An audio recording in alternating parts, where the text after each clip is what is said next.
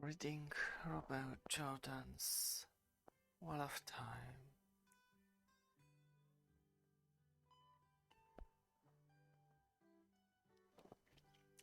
The Eye of the World.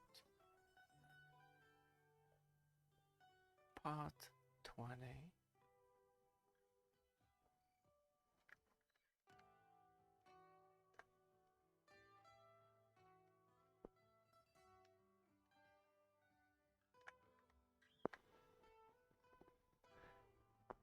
Elias pushed for speed as if trying to make up for the time spent with the traveling people, setting a pace so toward that had even Bella agreed for to stop when twilight depended. Despite his desire for haste, thought he took precautions he had not taken before. At night, they had a fire only if there was that wood already on the ground. He would not let them take so much as a twig off a standing tree.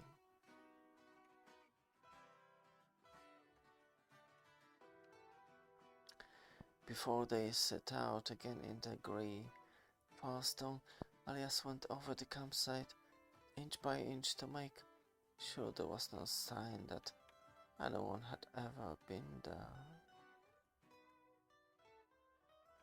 and even rated overturned rocks and straightened bent down weeds. He did it quickly, never taking more than a few minutes, but they did not leave until he was satisfied. Perrin did not think the precautions were much good against dreams, but when he began to think of what they might be good against, he wished it were only the dreams. Elias, are the trolls back? No. Then? No. Keep moving.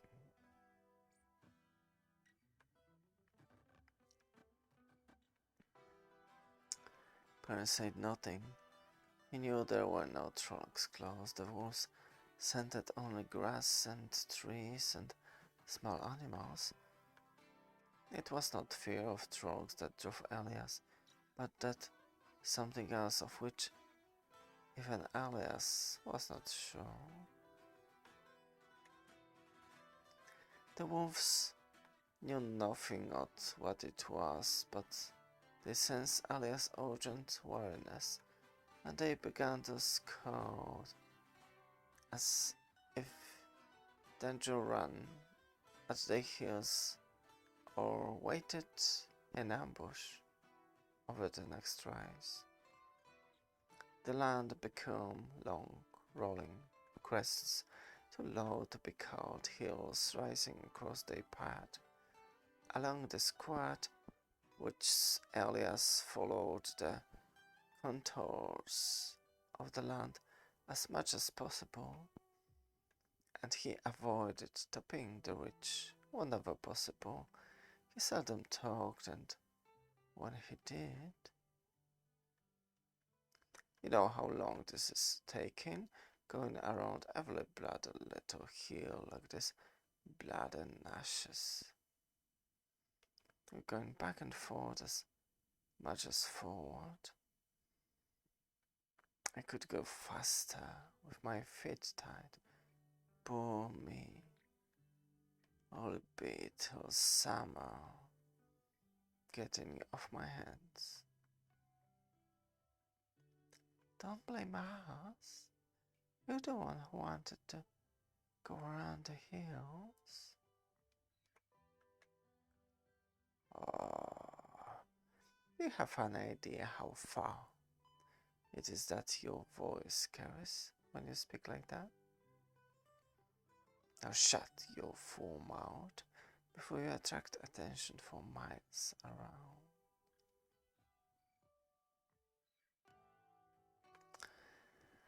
Sometimes a longer reach than usual lay across their path, stretching miles to the east and west.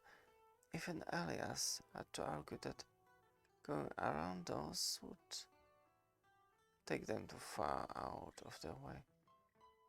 He did not let them simply cross over, though. Not ever. As Elias crept up the latest ridge, Perrin's mind wandered. The wolves will warn if there is danger, so what is Elias looking for? What? I'm going to keep low.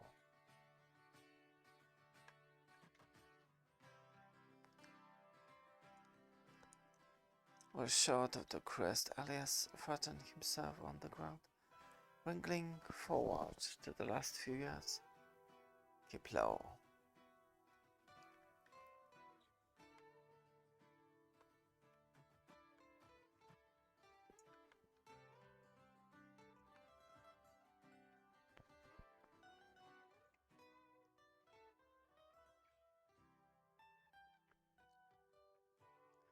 Perrin trod a clump of torn woods. Perrin saw only the same rolling plain that lay behind them.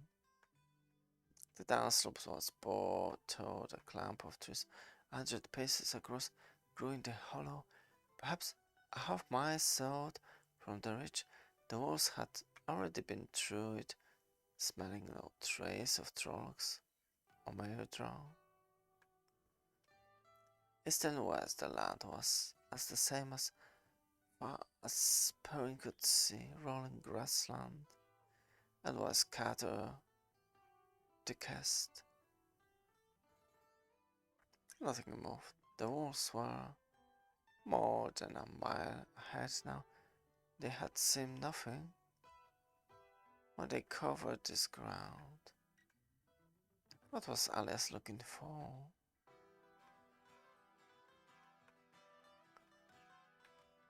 We're wasting time.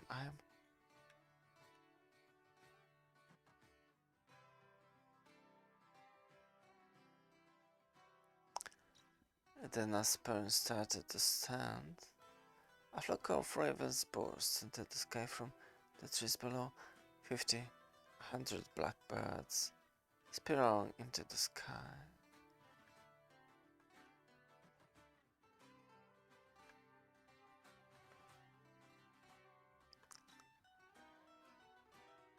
The dark one's eyes, did they see me? As if one thought has suddenly sparked in 100 tiny minds, every raven broke sharply in the same direction, south. To the east another tricket. The scourge more ravens, the black mass wheeled twice, and joined the first flock heading south.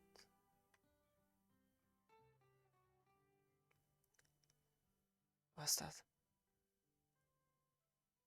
What you were afraid of? Why didn't you say something? Why didn't the wolf see them? Wolves don't look up in trees much. And no,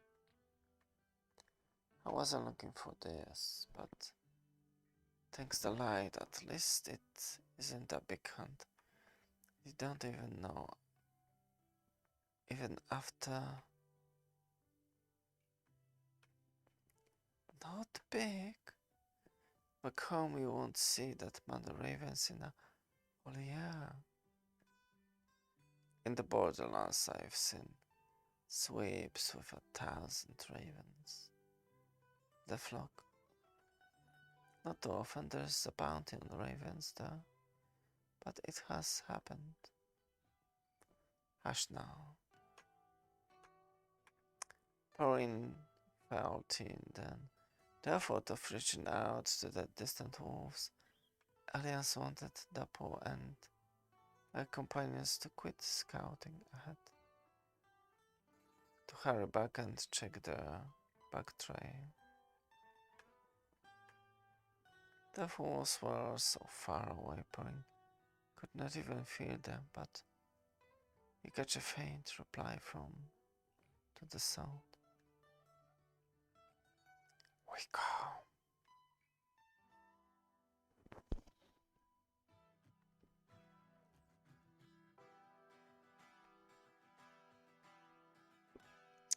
Do you think there are more ravens behind us? Could be. They do it that way sometimes. I know a place if we can reach it by dark.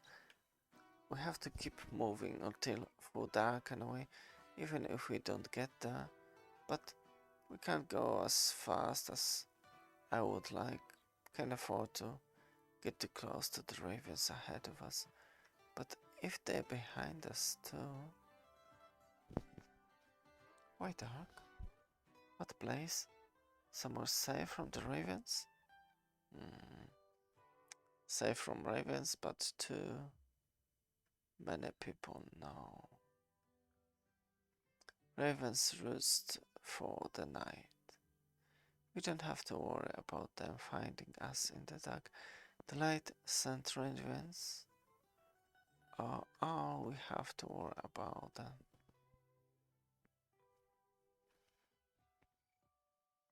But dark is a long way off. You have to get moving. Move, burn you.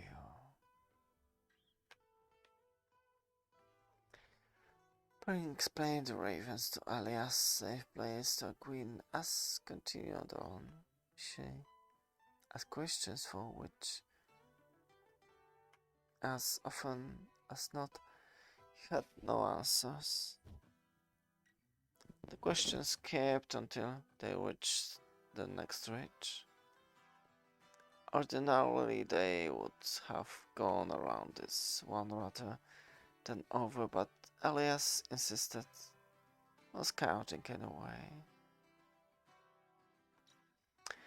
Perrin found himself wondering if the ravens ever double back as Elias climbed up to the crest of the ridge.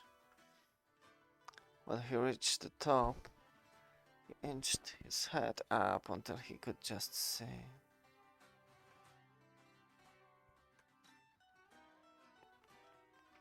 I breathed a sigh of relief when all he saw was a copse of trees.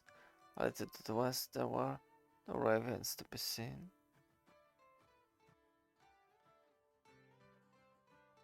Abruptly a force burst out of the trees, but ravens poured from the branches after it.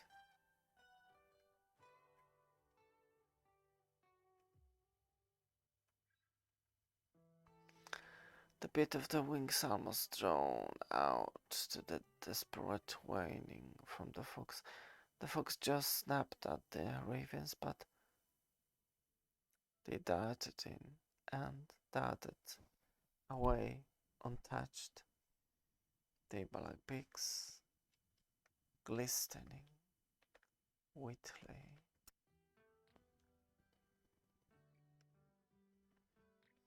The fox turned back towards the trees, seeking the safety of its den.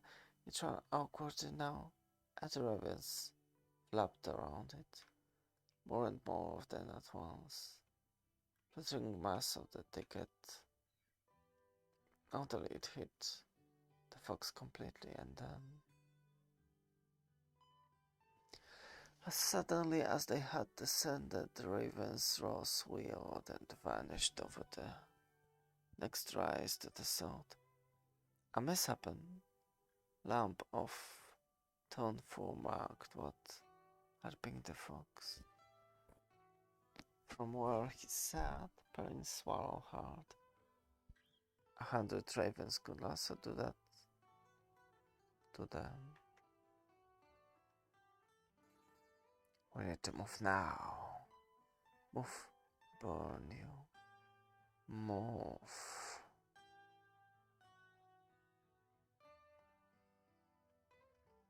As Alias urged them on, Perrin noticed a long raven had winged out of the corpse, tittered toward them, screamed, and spun its way south.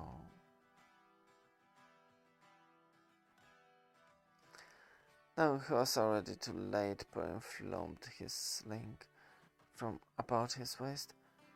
Ben was still trying to get a stone from his pocket to the sling when the raven abruptly folded up in the midair and plummeted to the ground.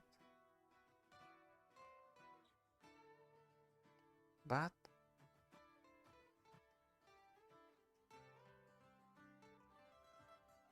don't start counting your toes. Move. Do you think they saw us? They couldn't see us at that distance, could they? Not that far off. We saw them at that distance. Oh, relax. If they had seen us, they'd have been down on us like on that fox. Think if you want to stay alive, fear will kill you if you don't control it. They go in now. Gone now. And we should be to keep those slings handy. Might be useful again.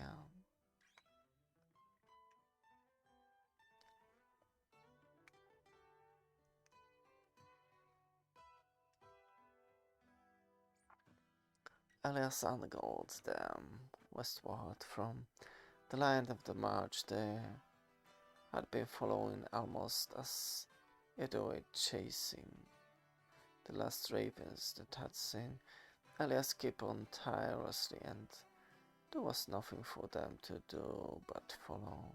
After all, Alias knew a safe place somewhere, some he said. The steady progress they had been keeping had been tiring enough, but all except Alias quickly began to flag onto this new place. Few rushed them. Perrin did not know if it was controlled or not. He only wished the voice would tell them what was behind them, if anything was. Ahead were more ravens than Perrin even hoped to see again. To the left, the right, the blackbirds billowed up, and to the south, a dozen times they reached the hiding place of a grove of a scant shelter was scope only moments before Raven swept the sky. Sweat rolled down Perrin's face despite the wind, until the last black shape dwindled to a dot and vanished.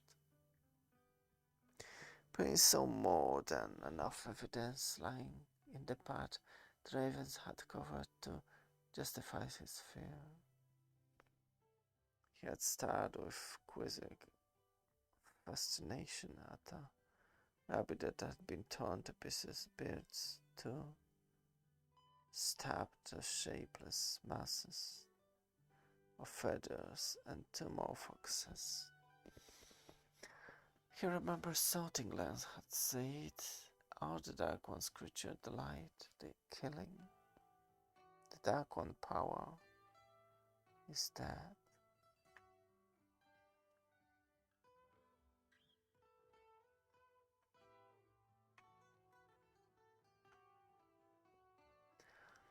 Suddenly, image began to flash into Perrin's head. The wolves had found ravens to the north. Screaming birds dove and whirled and dove again, pigs driving blood with every swoop. Again Perrin tasted feathers, and the full taste of fluttering ravens crashed alive at the pain of frozen gashes all over his body. Knew with a despair that never touched, and giving up that all his effort was not enough. Suddenly the ravens broke away, wheeling overhead for one last shriek of rage at the wolves. Wolves did not die as easily as foxes, and they had a mission, a flap of black wings, and they were gone, a few black feathers drifting down on their dead. One leg to a puncture on the left foreleg.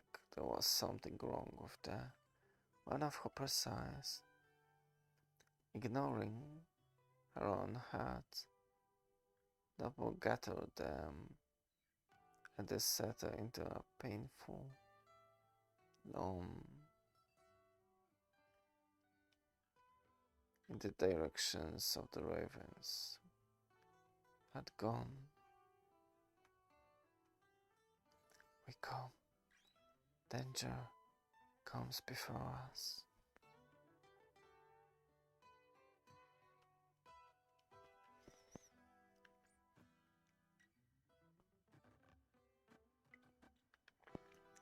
Ravens behind us. He was right. You can't talk to them. Egwene and I. Get moving, burn you. Think you'll do any better than that, folks did. If they catch us, the one with its inside spilled on its head. I knew you'd remember. Just keep going a little more, that's all. Just a little more. Burn you toward your farm youngsters and endurance. Walk all day and dance all night, sleep all day and sleep all night. Looks like to me. Move your bloody feet. They began commuting down to the hills as soon as the last raven vanished. But the next one. Then when the last traveler still flapped over hilltops, one bird, looking back, they hovered across the open spaces. One bird is, I would say. Seeing what the voice says, pulling placed together the position of the taverns. Ravens behind them. The birds would be on them in an hour, maybe two. They could die with the setting sun, salter, like the fox.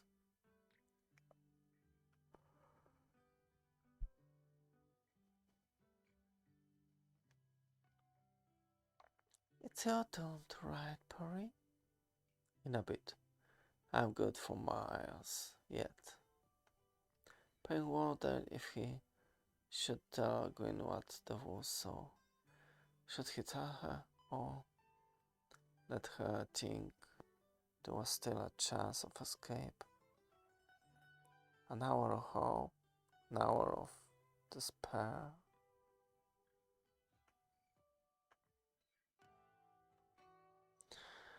Pen looked at Gwyn, blinked away, hot tears had touched his eyes. Wondered if he had the courage in the last minute when the ravens descended at them, when all hope was gone, would he have the courage to spare her? That of the hawks had died. But then the ravens ahead of them suddenly seemed to vanish.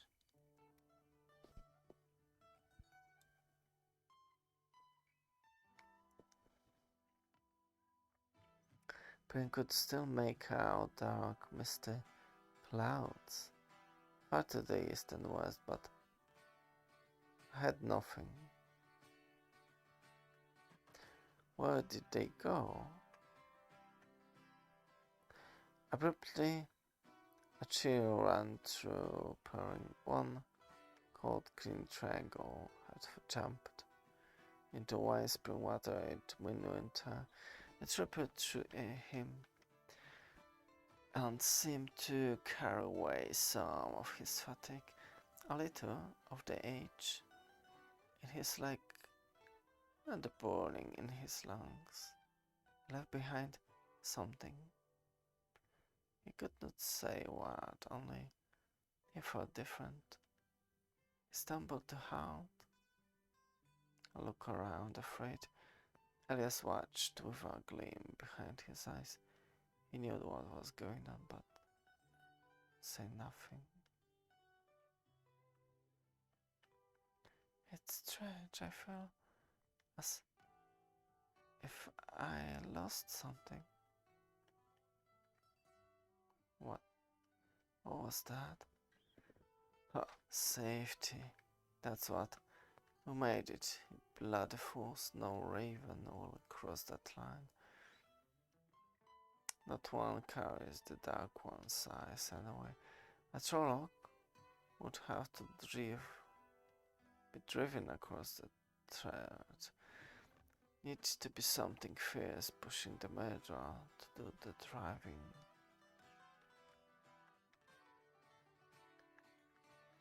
No, I said the one power won't work here. They can't touch the true source, can't even feel the source like it vanished. Makes them inch inside.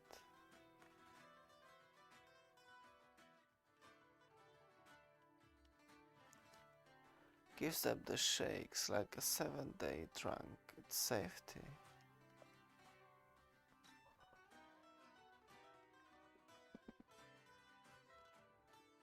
What is it? What is this place? I don't think I like it. Studying. Never listen to the old stories? Of course. There hasn't been an organ here in 3000 years. Not since the breaking of the walls.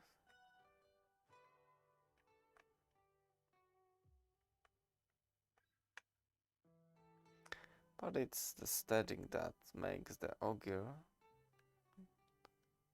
Not the augur makes the studying. Just a legend.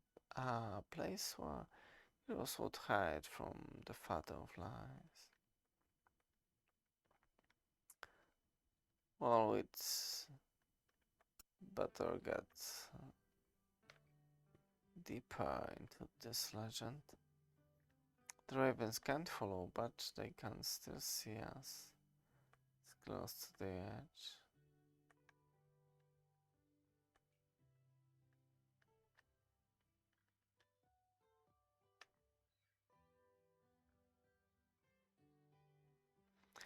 There could be enough of them to watch the whole border out of. Let them keep hunting right on by it. Elias, if this is really aesthetic, why don't we stay here? We'd be safe, no Trollocs, no Assetai. Couldn't we just stay here until it's all over? And how long that would be? Besides, there's others that know about this place and nothing kept men out. Not the worst of them. Come now. Just another mile or two.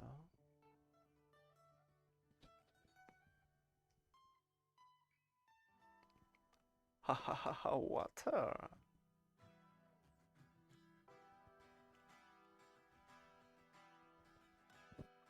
When he reached the pool, Perrin plunged his head in. An instant later, spluttering from the cold of the water that had wheeled up from the depths of the earth. He shook his head, his long hair spraying a rain of drops. Egwene grinned and splashed back.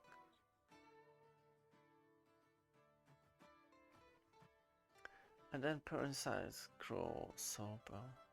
Egwene frowned, but before she could say anything, Perrin struck his face with backwater.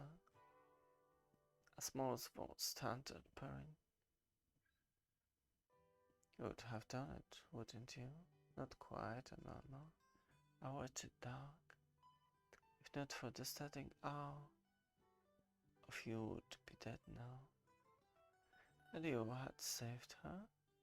Cut her down like so many bushes. But bushes don't bleed or scream and look you into the eyes and ask why. Perrin drew in all himself more. He could feel something laughing at him deep in the back of his mind, something cruel, not the dark one. He almost wished it was not the dark one himself. Alright, anybody wants to eat? I want some help. For once Elias had broken his rules about fires. There were no trees, but he had snapped the branches from the brush. A buoyed fire against a huge chunk of rocks.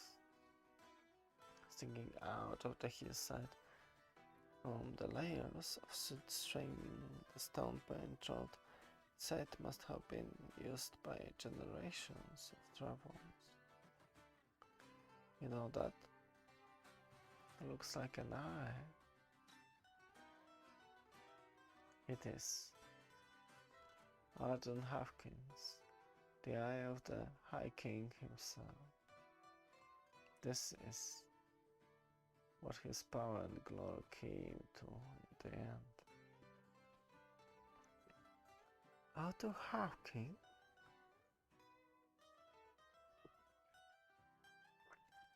You're joking with me? Why would somebody carve Arthur Hawkins' eye on the rock out here? Oh, what do they teach you, village wolves? Arthur Hawkins, the High King, united our lands, from the Great Blight to the Sea of Storms, from the arid oceans to the Isle Waste, and even so beyond the waste. The stories say he ruled the world, but what he really did rule was enough for any man outside of a story, and he brought peace and justice to the land. All still equal before the law, and no man raised his hand against another. You've heard the stories, at last. I do have him brought peace and justice, but he did it with fire sword. A child could ride alone with a bag of gold from arid ocean to the spine of the world without a moment's fear, but the High King's justice was as harsh as that rock. Therefore, anyone who challenged his power, even it was just by being who they were, the common folk, had peace and justice and full belief, but he laid a 20-year siege to Tar Valon and put a price of 1,000 gold crowns on the head of every Aes Sedai. I thought he didn't like Aes Sedai. Doesn't matter what I like. Arthur Hawkins was a proud fool. An Aes Sedai healer could have saved him when he took sick or was poisoned, as some say, but even if he didn't have them trapped behind the door walls by his army, he'd never let one near him. He hated Aes Sedai as much as he hated Dark One. What does all this have to do with what Arthur Hawkins' eye? Just this girl. The king decided it was time to build himself a capital. A new city, not connected in any bands. fight with any of the old foes faction revolver. Here, he'd bore it, and every center of the land bordered by the seas and the waste and the blade was a die. Would ever come willing or could use the power they did? Would they heard proclamation? Come on, people. Subscribed enough money to build monument to him. Most of them looked on him as only a step below a creed or a short step. It took 5 years to carve the bored statue of Hawkins himself, 100 times bigger than the man.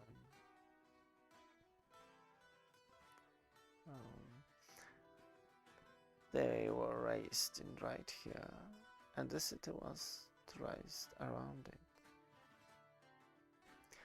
There was never any city here. There would have to be something left in there, if it was something.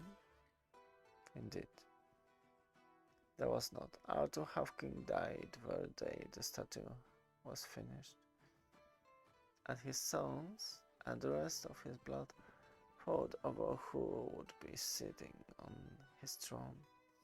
The statue stood alone in the midst of those hills, where the sons and nephews and cousins died,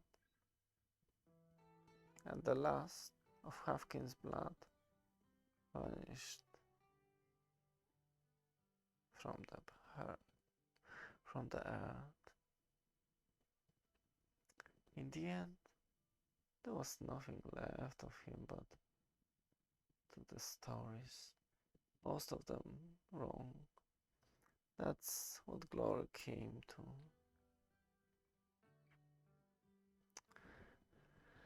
The fighting didn't stop, of course, just because Hawkins and his kin were dead.